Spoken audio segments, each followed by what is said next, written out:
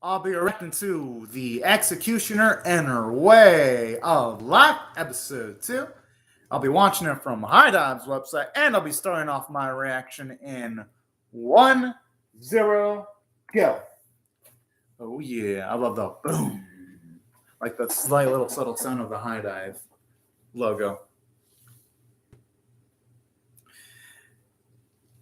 It's honestly a shame the way things went down with the boy in the previous episode. But you know what? Looking at how her past was ruined by someone that had similar abilities to the boy, I'm not going to blame her for doing what she does.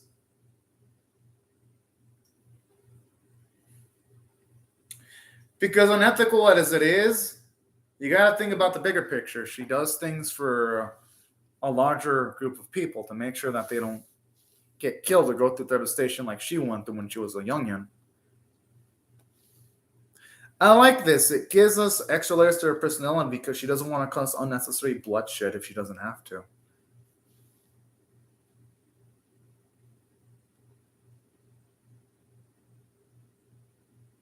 Aww. It's nice how it adds to Momo's competency level there.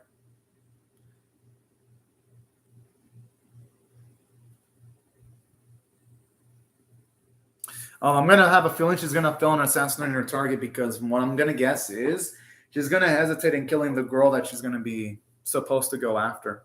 That's my guess because that girl shows up in the thing. Oh. Yeah! Uh-huh. I feel like our girl's not going to have her absolute heart into this.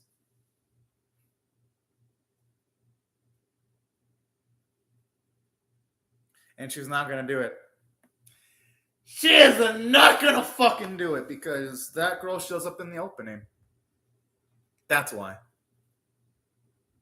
At least that's my guess. For all I know, the opening could be lying and the girl could be dead and they just stab her in the opening to deceive anyone watching the episode 2. But I highly doubt the animators, the best animators the series has to offer, would bother drawing her in the opening if she wasn't going to have a major amount of importance in the series.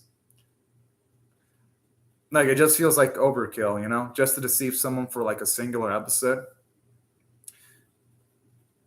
But again, who knows what's going to happen? This series had some shit that felt unpredictable in the first episode. So I could be absolutely wrong in all this shit. Well, who knows at this point? I like the bit where she's side by side with Momo. Yo, I really want to see the story behind that blonde-haired chick with the blue eyes. She looks beautiful. Like, honestly, a lot of the characters in the series, especially the female designs, look really damn nice. Because I love the detail in their hair, but at the same time, I love, like, their softer features, too. That looks nice. Male characters in this series don't look bad at all, either.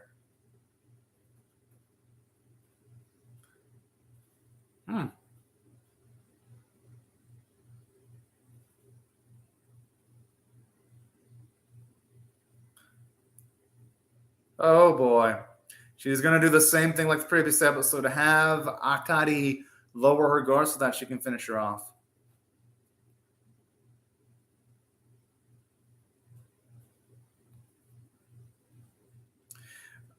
I'm not going to feel bad for this girl because I have a feeling she's going to get out of this scot-fine.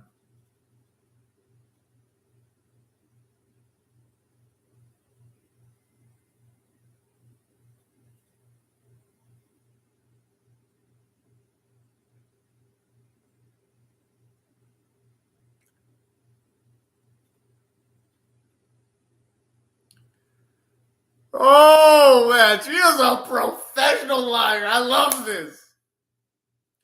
I love how she can lie so damn easily as if it were fucking breathing. I'm impressed. Like, this is some cool shit straight up.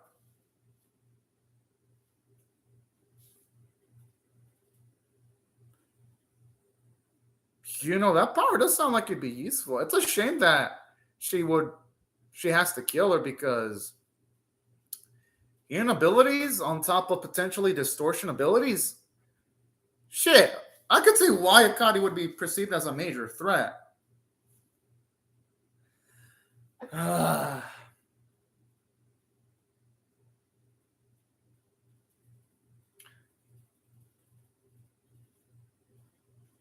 Who knows?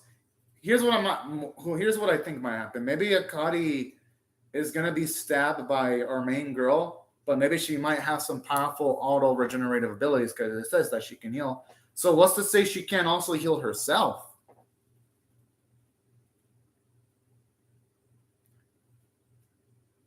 Oh, men are already going and killing Mono. Damn, that's quick. Damn! Oh shit! And normally I'd be like, oh, she's dead, but nah, she shows up in the opening. So I'm gonna guess Akari's gonna do some auto healing. Oh. I mean, that's quite convincing, but again. Wait, is she actually gonna die? Oh! Oh shit! Got a time travel here?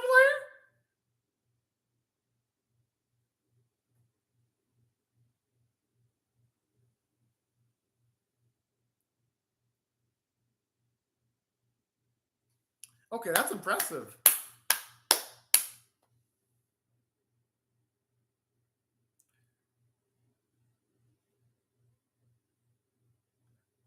I wonder how many times can she do that? Yeah, it's best that she just have it like that.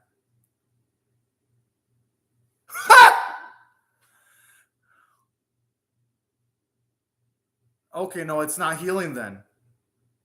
It's time reversal. Yeah. That's even better than healing then. In certain instances. Because the time reversal, holy fuck. You're gonna do a lot with that, actually. Depending on how far Akari can manipulate her abilities. I like how these two just straight up go without realizing that this is just a fucking diversion, because no one would actually talk like that. But I like this, though. It shows you Momo's shiftiness, and it's a cutesy moment for her, too.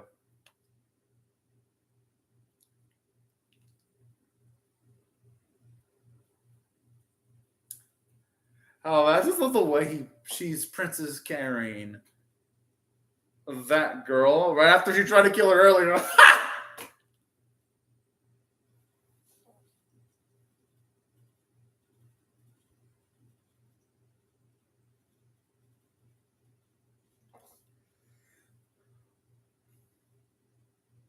Oh.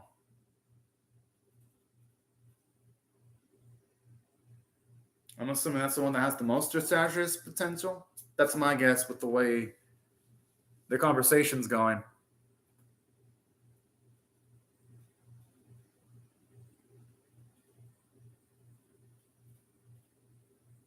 Oh, fuck. That means I can't have Akari utilizing her powers too much then, in that case. Sure, who knows if it'd be able to completely distort time.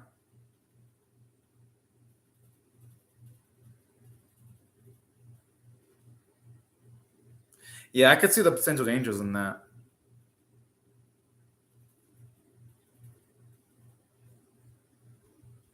Well, yeah, I mean, we're talking about time here.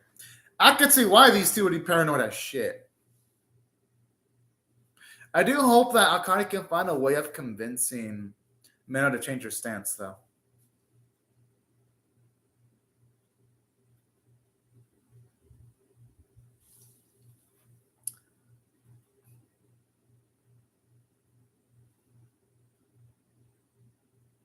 Okay, that explains a lot. And then Flair does seem like someone that'd be absolutely prideful, too.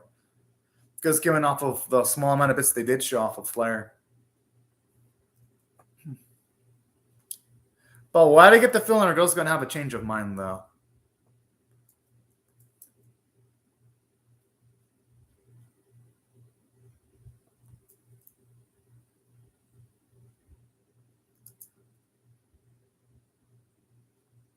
Hey, that's actually sweet. Adds extra layers to her. him talking like this. Because at the very least, we see that the old lady does have regrets on how things are done. That's actually nice. It adds, at the very least, extra characterization.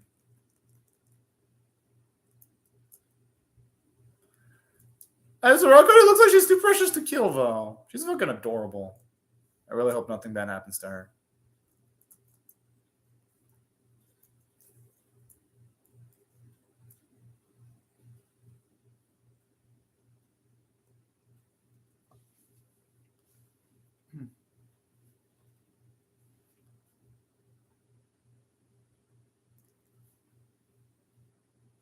I like how she's not even too concerned about all these explanations.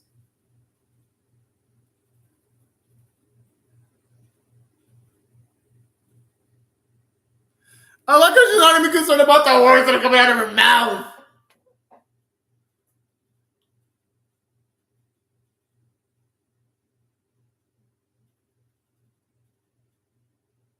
Oh, what a wonderful joy!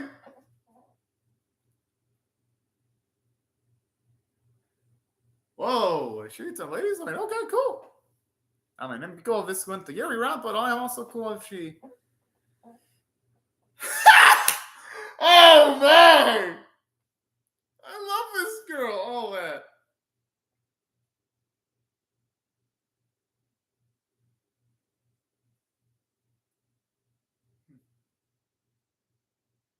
Who knows if she's gonna want to go back to Japan though?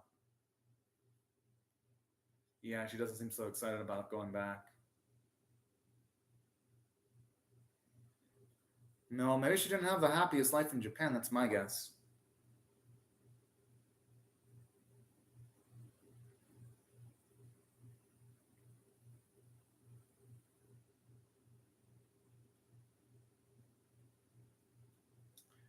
Could be that friend that man we had in the dreams, but that was completely silhouetted. That's my guess. Because her outline for Akari looks similar to the outline of that shaded out friend that Mina's got in her dreams.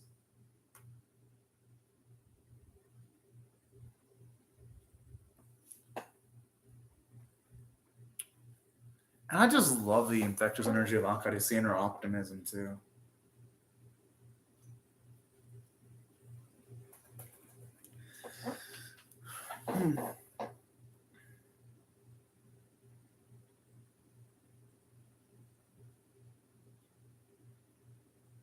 Oh, poor Momo. But, I mean, men are gotta do what you gotta do.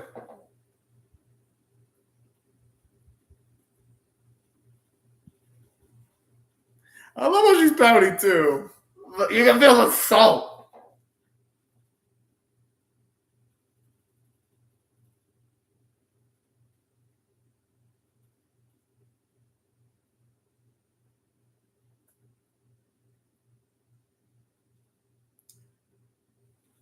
Aw, but hey,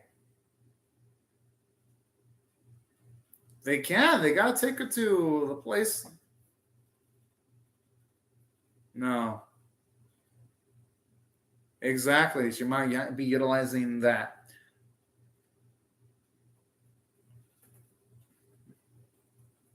I'm actually with Manu there. I mean, I'd say as long as they keep Akari in danger. I mean, I'm not in saying danger. As long as they keep her safe, they're not going to risk her utilizing her abilities where it's going to make her mind go out of control, though.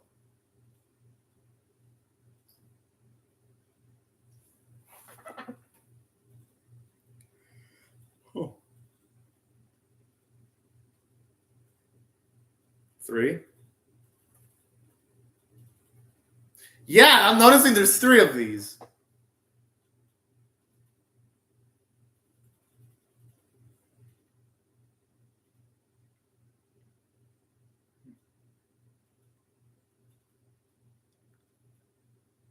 Whoa, what the? Yeah, I don't think she'd be that crazy.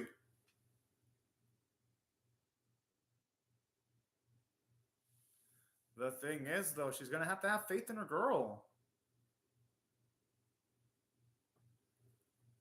But this is what I love, though. We see how protective Momo is about Menu, though, in bits like this.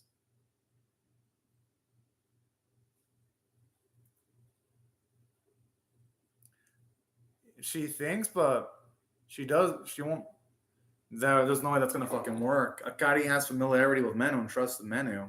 She's not gonna trust Momo.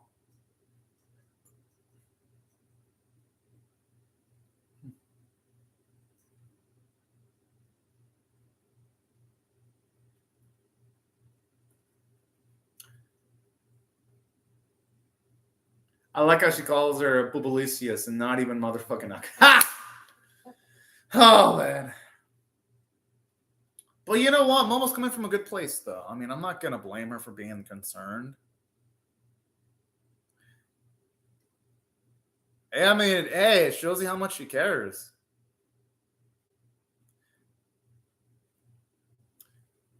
I'm not gonna blame Momo for handling things the way she's handling. No. Aww. So that's why she has the hairstyle that she's got.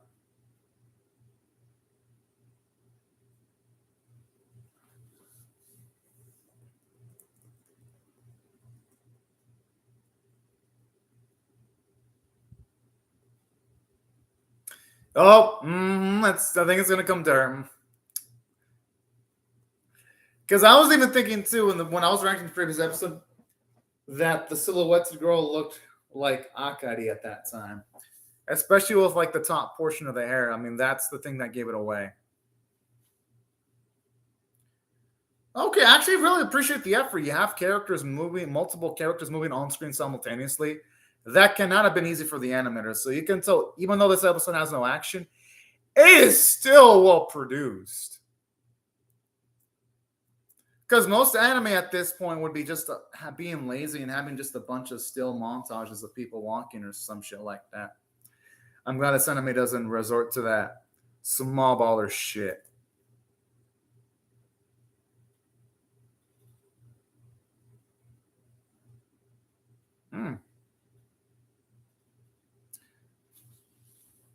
I actually like how they explain how certain functions work too. And since Akari is just barely come into the world, she is the perfect audience character so that we can learn more about the worlds of the rest of this anime. Which is, again, some decent exposition.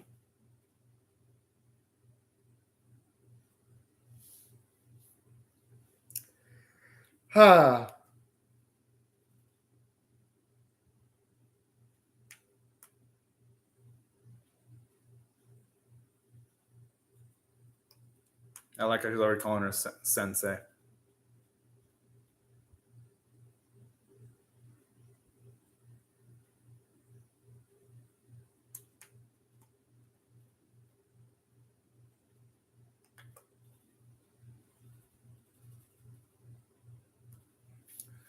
Aww.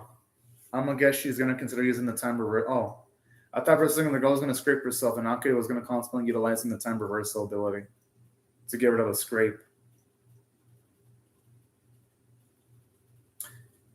She can't use her abilities.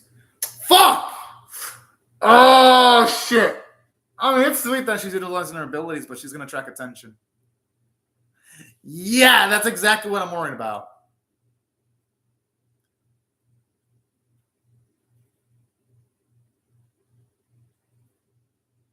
Unfortunately, I mean,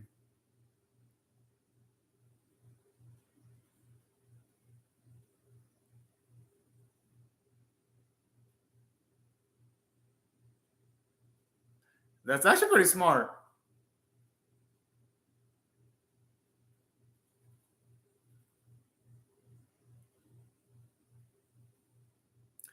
Ah, oh, man, that's cute. But this is what I like about Akari, though. Because with Akari, at the very least, this woman. I love Akari's lack of self-awareness. Hey, at least I made the girl smile, though. But it shows you how kind-hearted Akari is because she's in a dangerous situation, but she would put herself at risk help out a little girl, even with someone having a minor as a script. That's actually really adorable. It makes Akari pretty dang lovable.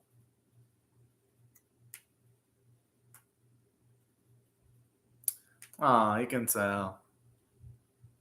They're bonding pretty well. At least we can see that Akari's got a really positive image of our girl.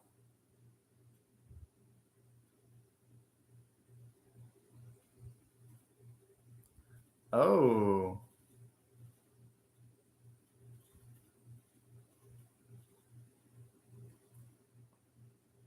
Kind of was a little bit show offy, though. Not that I mind. I like it when people show off sometimes. I love how she can just easily keep the buttons of her girl. Babe, I'll have to consider it's part of the job, though. Who is this beautiful character? Whoa!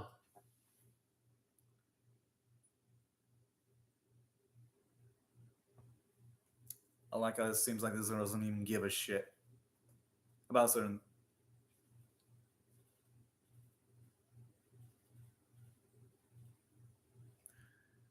Damn, what a fucking badass!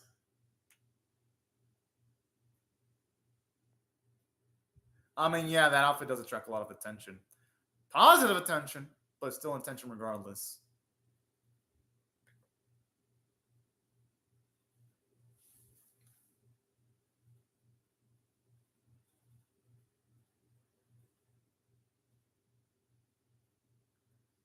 Oh boy.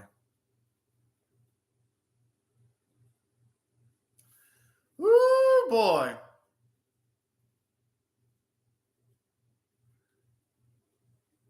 I thought for a second she was gonna suspect that there might have been like some executioners nearby when she was looking at the bubbles. But then the guys are going off on a journey. It ain't like they are.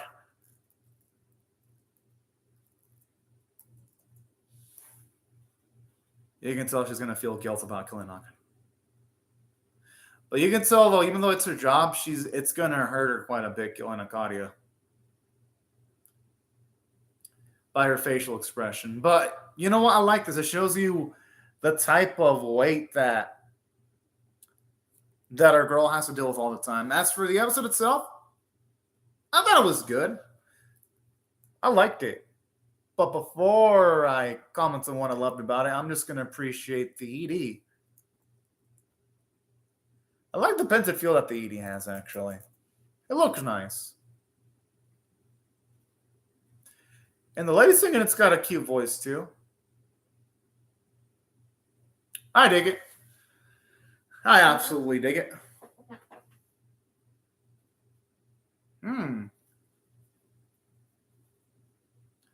I swear, this style, the painted style, oh man, I wouldn't mind seeing anime fully done in that style, though I'd imagine it'd be a tough undertaking. Yeah, this is definitely one of the better EDs in the season because there's love, effort put into this. Like, you can tell the people in charge, they make sure not to spare any expense. Damn, Marker. Yo, that looks great. Yo, if the anime would have been done in that style from start to finish, woo! It's not a bit even more lit than it already was to begin with, but I understand why not, because that does look like it take a fuckload of effort, so I'm not going to blame them for not doing it like that from start to finish. That feels like it'd be fucking difficult. But overall, amazing AD, though. Taboo and Red. Cool episode title. Now, if I had to rate this episode on a scale of 1 to 10, with 1 being abysmal, 5 being average, and 10 being exceptional, I'm going to give this a 6 out of 10. I thought it was above average. I thought for the most part, mentioning the mechanics and how Magecraft works to a certain extent made the episode livelier. At least we got a little bit of subtle world building in the episode itself. Something that I also appreciate about the episode in particular is just the fact that this episode not only had stuff like that, but narratively we make plot progression. At least now we see our girl, she attempted to kill Akari, it failed, so now they're going to find another way of trying to get rid of her. So I love how the plots are moving forward pretty quickly. It makes it so that it feels like this series isn't wasting any screen time at all. Aside from all of this, from a character standpoint, I love the characterization for Akari. I love how it shows you she'd be willing to risk herself if it's for the sake of helping a little girl that scraped herself. I love that. And I love her lack of self-awareness too when she's telling Menu not to utilize her own abilities when Akari was about to utilize her own abilities in the first place. That was fucking cute and funny. And it makes the chemistry between Menu and Akari really fun to watch. And aside from that, I liked how, even though it didn't give a lot of growth towards Menu, I still love those bits where you see her quick thinking wit, like when she activated those bubbles when Akari was about to utilize her abilities. I love characters with quick thinking abilities like that. I thought the bit in the episode where you not only have that, but the bit where you see Momo getting jealous, but then we see why she appreciates Mena, because we see those bits in the flashback where you can tell she was really close with her, was also really sweet. It makes the characters in the series more endearing and lovable. And also, to its credit, something else that I also really liked about this episode regarding Momo was just how she's willing to actually break the rules if it's for the sake of Menu. I'm like, yo, this chick is a go-getter, and I love characters like that. And even though you could argue that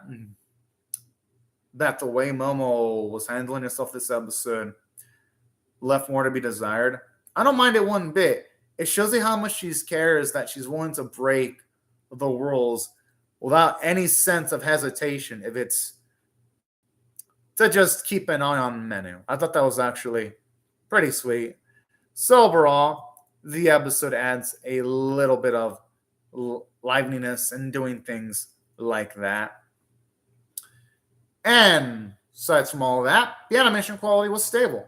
You can tell they put, again, loving care into the episode. Thought the voice acting was pretty dang rock solid.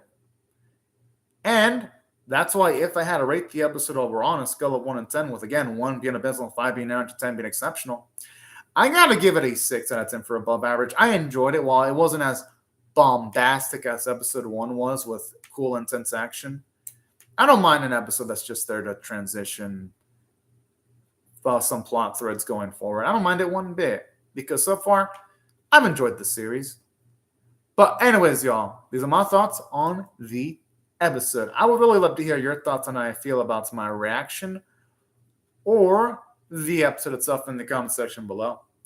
Hope y'all rate the video, share it, comment, or subscribe, and I'll see y'all later to come back for more. But anyways, y'all, thank you very much for watching my video, and have a fun, great, safe day and night, y'all. And thank you so much for watching, y'all. Bye-bye.